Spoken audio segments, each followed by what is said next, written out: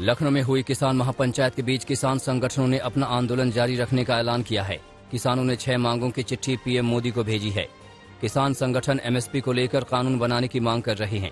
इसके साथ ही किसान संगठनों का कहना है कि आंदोलन के दौरान मृतक किसानों के परिवारों को मुआवजा मिले और किसानों पर दर्ज सभी केस वापस लिए जाएं।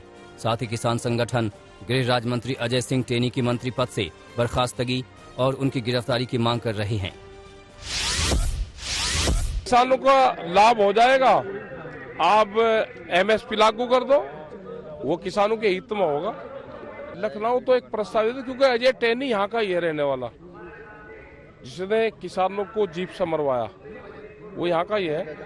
उसको बर्खास्त करो और एमएसपी पे गारंटी कानून बनाओ। जो 750 किसान शहीद हुए, उनकी जिम्मेदारी किसकी है? तो ये सारी चीजें हैं। पश्चिम बंगाल की मुख्यमंत्री ममता बनर्जी 24 नवंबर को प्रधानमंत्री नरेंद्र मोदी से मुलाकात करेंगी। पीएम मोदी से मिलकर ममता बनर्जी बीएसएफ का दायरा बढ़ाने और त्रिपुरा हिंसा का मामला उठाएंगी। दिल्ली दौरे को लेकर ममता बनर्जी ने कहा कि मैं अपनी दिल्ली यात्रा के दौरान प्रधानमंत्री नरेंद्र मोदी से मिलूंगी। बीएसएफ के अधिकार क्षेत्र के विस्तार का मुद्दा उठाऊंगी। ममता बनर्जी दिल्ली के दौरे पर उस वक्त आई हैं जब त्रिपुरा में टीएमसी और बीजेपी कार्यकर्ताओं के बीच तनाव जारी है।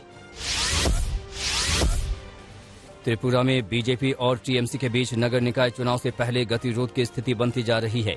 इसी को लेकर एक तरफ तृणमूल कांग्रेस ने सुप्रीम कोर्ट का दरवाजा खटखटाया है, तो दूसरी तरफ टीएमसी नेताओं ने त्रिपुरा के मसले पर गृह मंत्री अमित शाह से मुलाकात की। गृह मंत्री से मुलाकात के पहले टीएमसी सांसदों ने गृह मंत्रालय के बाहर प्रदर्शन किया और बिप्लब देव सरकार के खिलाफ नारेबाजी की। त्रिपुरा में टीएमसी की यूथ प्रेसिडेंट शाइनी घोष को जमानत मिल गई है।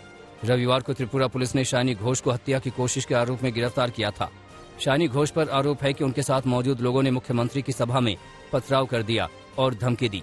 शाइनी घोष को जमानत मिलने के बाद पश्चिम बंगाल में कई जगहों पर टीएमसी कार्यकर्ताओं ने जश्न मनाया। प्रयागराज में महंत नरेंद्र गिरी की मौत की जांच कर रही सीबीआई ने अब इस मामले में चार्जशीट दाखिल कर दी है। सीबीआई की चार्जशीट से खुलासा हुआ है कि 23 मई को आरोपी आनंद गिरी, महंत रविंद्र पुरी और नरेंद्र गिरी की बातचीत में आनंद गिरी ने ऑडियो वीडियो वायरल करने की धमकी दी थी।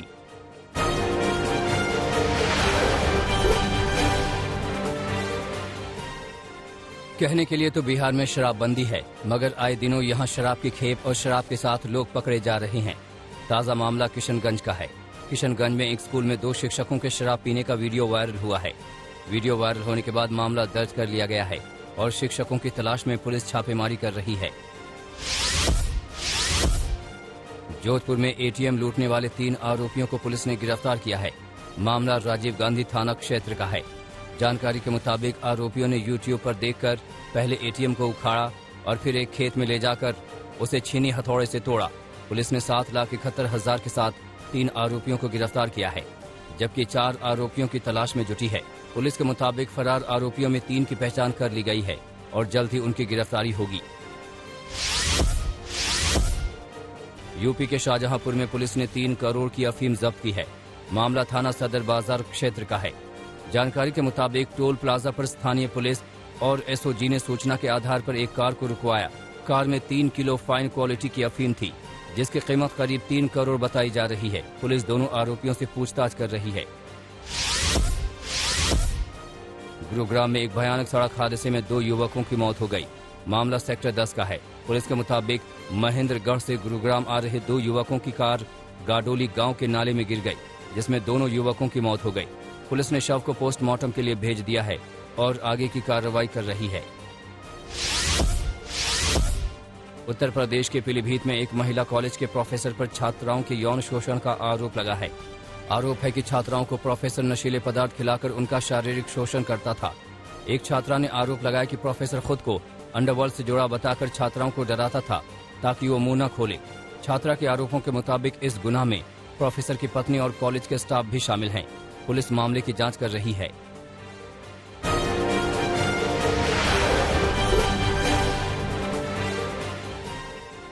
अमेरिका के वोकिशा शहर में क्रिसमस डे परेड में बड़ा हादसा हो गया। परेड में मौजूद कई लोगों को कार सवार ने रौंद दिया। इस घटना में 5 लोगों की मौत हो गई, 40 से ज्यादा घायल हुए हैं। एक संदिग्ध को गिरफ्तार किया गया है।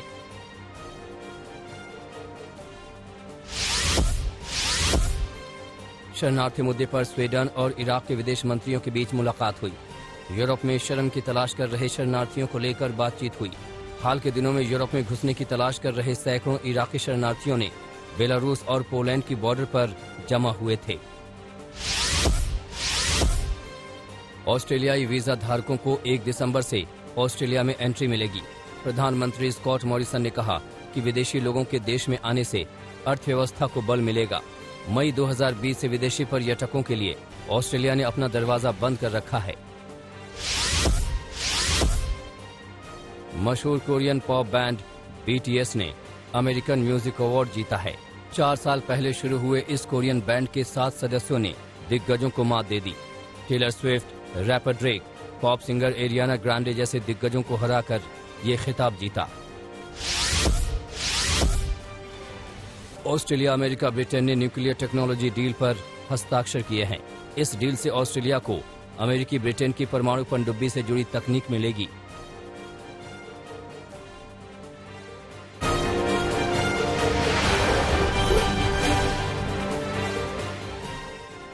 रूस ने यूक्रेन के साथ बढ़ते तनाव के लिए पश्चिमी देशों को जिम्मेदार बताया है।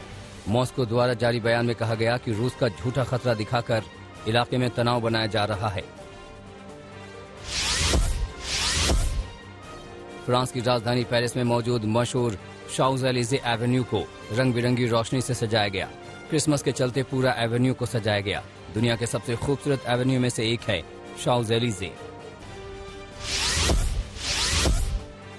मुक्त व्यापार के मुद्दे पर आसियान देशों के साथ चीन की बैठक हुई। अगले 3 सालों के लिए $1.5 मिलियन की मदद की चीन ने आसियान देशों को पेशकश की। बैठक के दौरान म्यांमार नदारद दिखा। म्यांमार आसियान देशों के समूह का हिस्सा है। जर्मन की संसद में पेश हुए कोविड ड्राफ्ट नए बिल में कोरोना से जुड़े मौजूदा नियमों को सख्त किए गए हैं।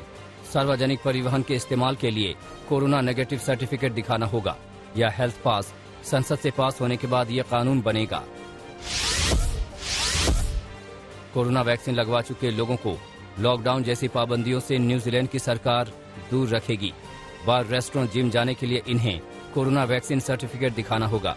दिसंबर के शुरुआती दिनों में पाबंदी हटेगी।